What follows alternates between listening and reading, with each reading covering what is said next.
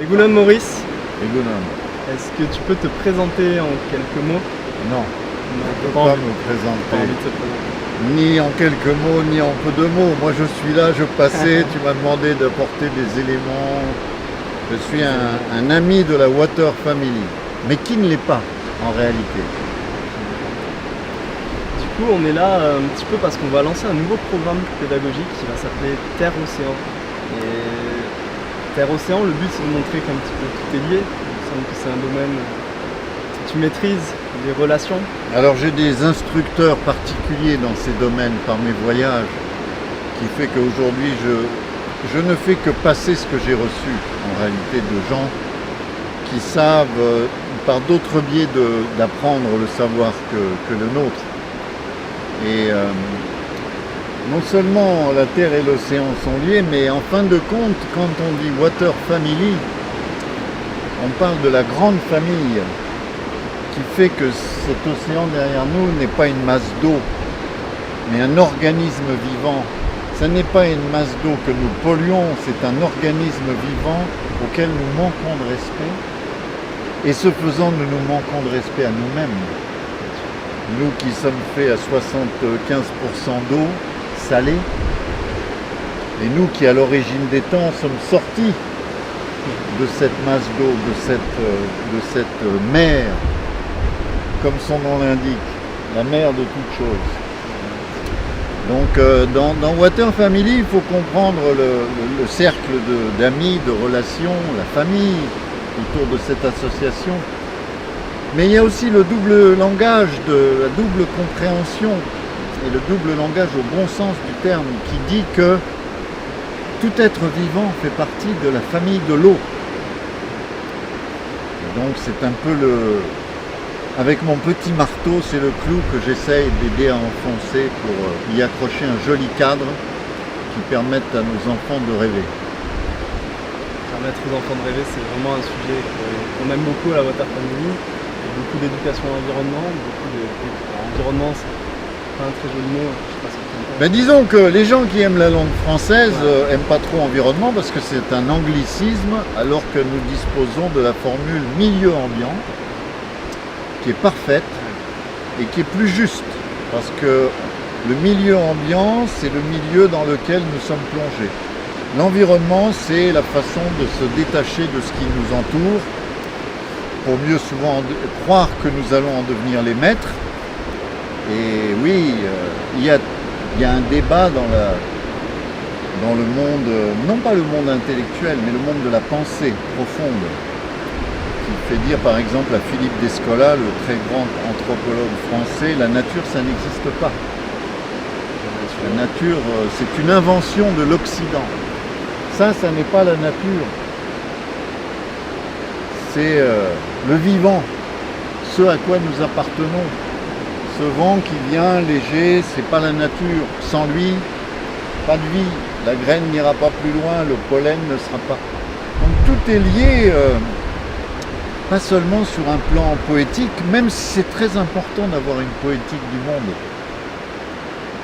C'est très important, c'est ce qui fait la force de tous les peuples premiers, d'avoir une poétique du monde, de comprendre que tout ça, ça n'est pas de la matière inanimée ou inerte, ou des choses, mais des êtres. Et en même temps, cette capacité de rêver, elle est essentielle. Essentielle. Comme disait Apollinaire, il est temps de rêver des étoiles. Et donc on se fait souvent traiter de doux rêveurs.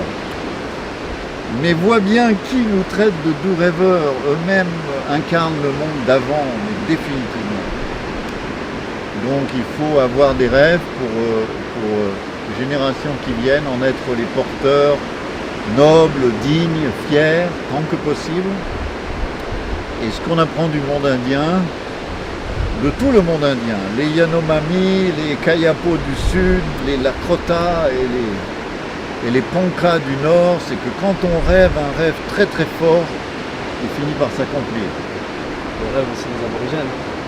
Le monde du rêve des aborigènes, le Jukpura, le Dream Time. D'ailleurs, à propos des aborigènes, une anecdote, le monde occidental a émis beaucoup de théories sur l'un, et puis là, d'un seul coup, on réalise qu'il ne serait pas là depuis 65 000 ans, mais depuis 120 000.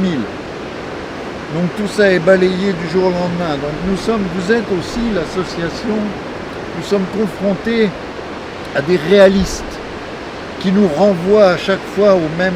Mais les choses vers lesquelles ils se tournent sont en train de se désagréger sous leurs yeux.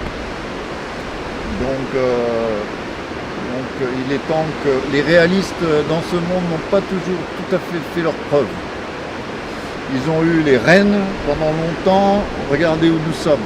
Donc il est temps maintenant de laisser un peu la place aux rêveurs, y compris aux rêveurs aborigènes.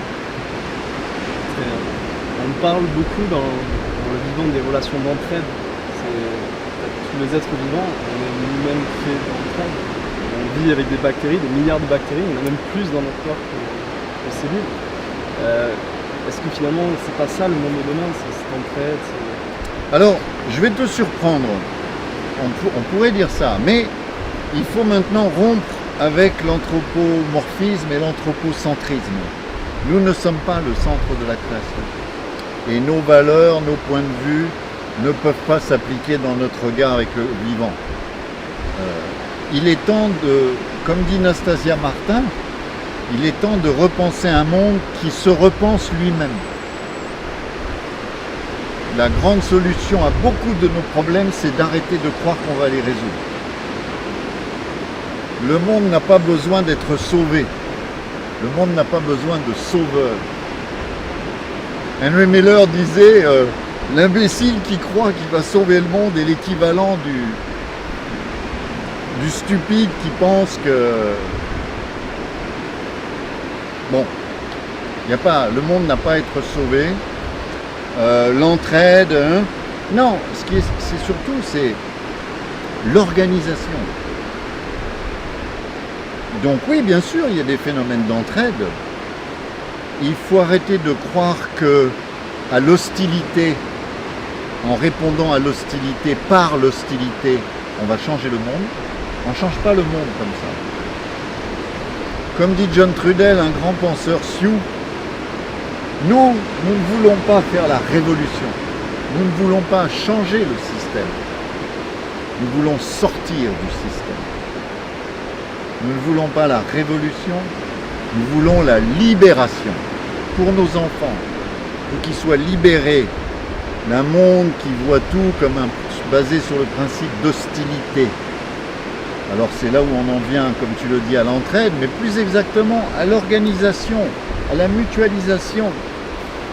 Le ciel a trouvé sa place. Les nuages ont trouvé leur place dans le ciel. L'océan qui produit les nuages a trouvé sa place sous le ciel. Quand chaque chose est à sa place, tout fonctionne. L'univers nous annonce ça. Donc un des problèmes de l'humanité, c'est de retrouver, savoir rester à sa place. Vraiment une question essentielle.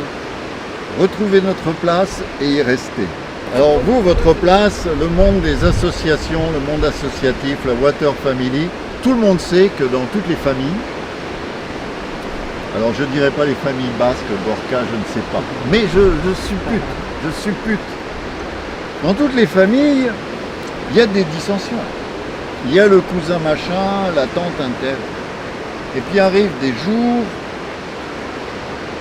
les baptêmes, les mariages, les funérailles, où toute la famille se réunit, malgré les dissensions.